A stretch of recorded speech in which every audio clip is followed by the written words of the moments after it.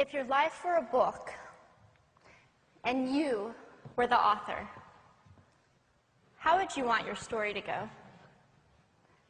That's the question that changed my life forever. Growing up in the hot Las Vegas desert, all I wanted was to be free. I would daydream about traveling the world, living in a place where it snowed, and I would picture all of the stories that I would go on to tell. At the age of 19, the day after I graduated high school, I moved to a place where it snowed, and I became a massage therapist. With this job, all I needed were my hands and my massage table by my side, and I could go anywhere. For the first time in my life, I felt free, independent, and completely in control of my life. That is, until my life took a detour. I went home from work early one day with what I thought was the flu, and less than 24 hours later, I was in the hospital on life support with less than a 2% chance of living. It wasn't until days later, as I lay in a coma, that the doctors diagnosed me with bacterial meningitis, a vaccine-preventable blood infection. Over the course of 2.5 months, I lost my spleen, my kidneys, the hearing in my left ear, and both of my legs below the knee. When my parents wheeled me out of the hospital, I felt like I had been pieced back together like a patchwork doll. I thought the worst was over until weeks later when I saw my new legs for the first time.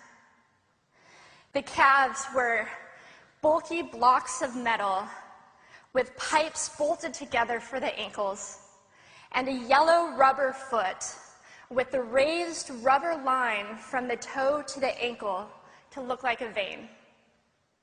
I didn't know what to expect, but I wasn't expecting that. With my mom by my side and tears streaming down our faces, I strapped on these chunky legs and I stood up. They were so painful and so confining that all I could think was, how am I ever going to travel the world in these things? How was I ever going to live the life full of adventure and stories as I always wanted? And how was I going to snowboard again? That day, I went home, I crawled into bed, and this is what my life looked like for the next few months. Me passed out, escaping from reality, with my legs resting by my side.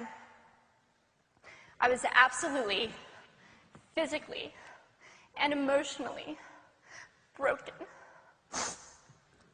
But I knew that in order to move forward, I had to let go of the old Amy and learn to embrace the new Amy.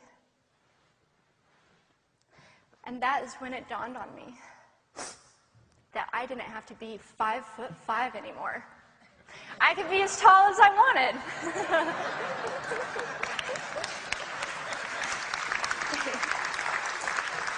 Or as short as I wanted, depending on who I was dating. And if I snowboarded again, my feet aren't going to get cold. And best of all, I thought, I can make my feet the size of all the shoes that are on the sales rack. And I did. So there were benefits here. It was this moment that I asked myself that life-defining question. If my life were a book and I were the author, how would I want this story to go? And I began to daydream. I daydreamed like I did as a little girl. And I imagined myself walking gracefully, helping other people through my journey, and snowboarding again. And I didn't just see myself carving down a mountain of powder, I could actually feel it. I could feel the wind against my face and the beat of my racing heart as if it were happening in that very moment. And that is when a new chapter in my life began.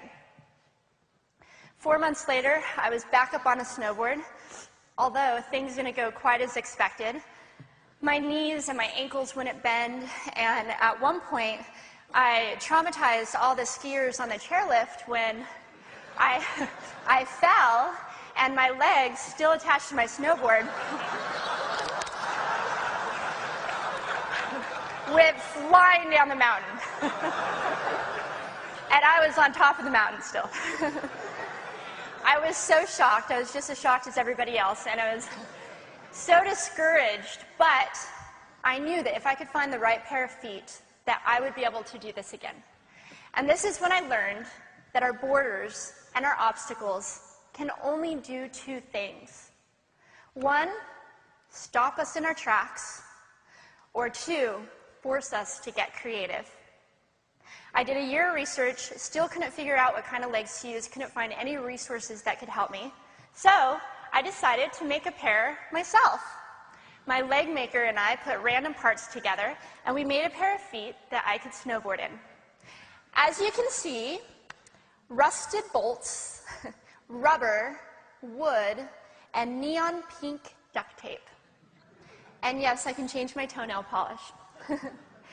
It was these legs and the best 21st birthday gift I could ever receive, a new kidney from my dad, that allowed me to follow my dreams again. I started snowboarding, then I went back to work, then I went back to school, then in 2005 I co-founded a nonprofit organization for youth and young adults with physical disabilities so they could get involved with action sports. From there, I had the opportunity to go to South Africa, where I helped to put shoes on thousands of children's feet so they could attend school. And just this past February, I won 2 back-to-back World Cup gold medals.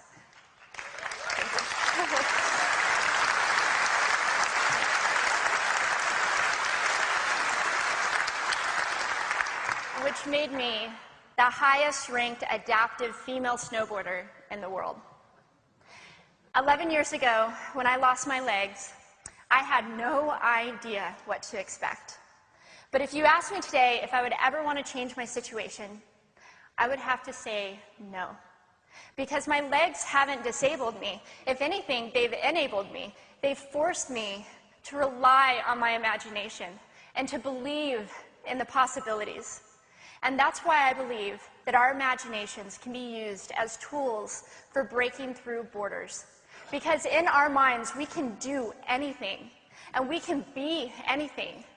It's believing in those dreams and facing our fears head on that allows us to live our lives beyond our limits.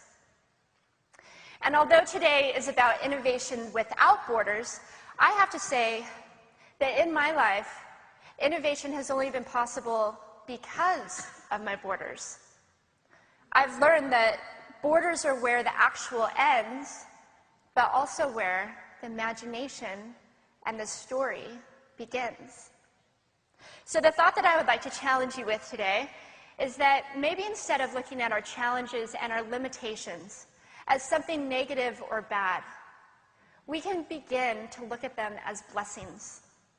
Magnificent gifts that can be used to ignite our imaginations and help us go further than we ever knew we could go.